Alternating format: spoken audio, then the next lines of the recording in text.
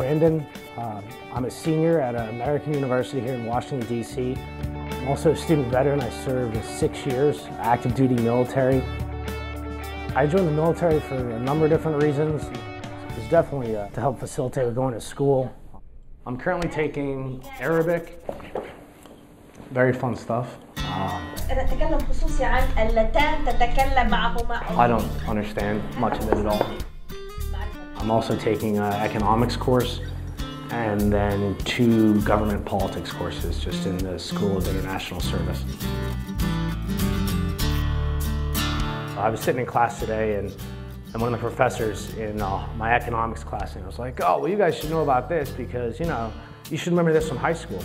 And I'm just sitting there thinking, like, high school? I graduated in 2000. That was a decade ago. The jobs that I'm looking for definitely require a degree in international relations or foreign affairs.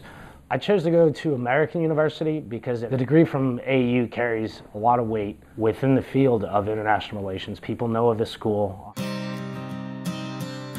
When you're told that the GI Bill is going to pay for school, you kind of just write it off as a blanket statement. Unfortunately, a recruiter didn't tell you all the different intricacies and all the different rules and regulations and extra costs. And we also have to cover books. We also have to cover, you know, rent and your regular bills on top of that.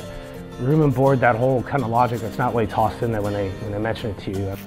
When you get the GI Bill, it covers tuition up to the most expensive public university in the state that you're attending school. The problem with that is, in Washington, D.C., is that the most expensive public university, or the only public university, is University of District of Columbia. I think it's like about 1/10 of what most of the private universities are a year. Going to schools probably put me in debt with student loans, good $100,000. It literally gets down to the point where you're eating like ramen noodles every day. The new GI Bill now provides extra money for supplies, books, and even housing. And there's a special program called the Yellow Ribbon Program that helps pay for tuition at some private schools, like American University. The younger veterans I room with, they get those benefits. But for me, the timing didn't really work out. Like our benefits now versus what the last 3 years, like what you've received. But if you look at like our benefits now, like they're ridiculously good. I'm glad that the new GI Bill is helping vets graduate with less debt. But lots of older veterans are up to their eyeballs in college loans. I will really appreciate meeting with the Washington brass. I'll ask them what they can do for veterans like me, who fell between the cracks of the GI Bill. I'm very excited to get a chance to meet with Congressman Mitchell, who is one of the authors of the new post-9/11 GI Bill. How you doing, Congressman? Good, how are you doing? It's a pleasure to meet you. Nice meeting you. Absolutely. Come on in, have a seat.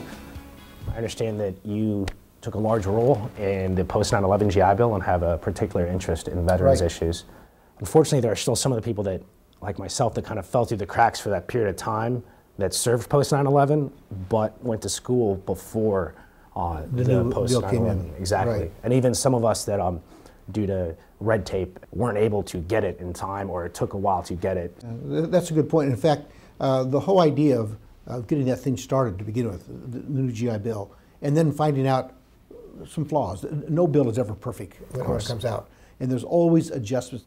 With the new healthcare bill, the higher education part that was passed, students who graduate and go into certain kinds of public service in needed areas can get part of their loans forgiven. And maybe that's something that we can look back and do this with people who've fallen through the cracks like you. I was thinking that maybe if you talk to VA people, if they say, wow, here's what needs to be done in order to take care of that, you know, that would certainly help us. Hopefully they can come up with some answers too. Because again, I think it's important for everyone to go to school, that have an opportunity to go to school, but I think it's vitally important for veterans. I just think it's so important that we owe that to you.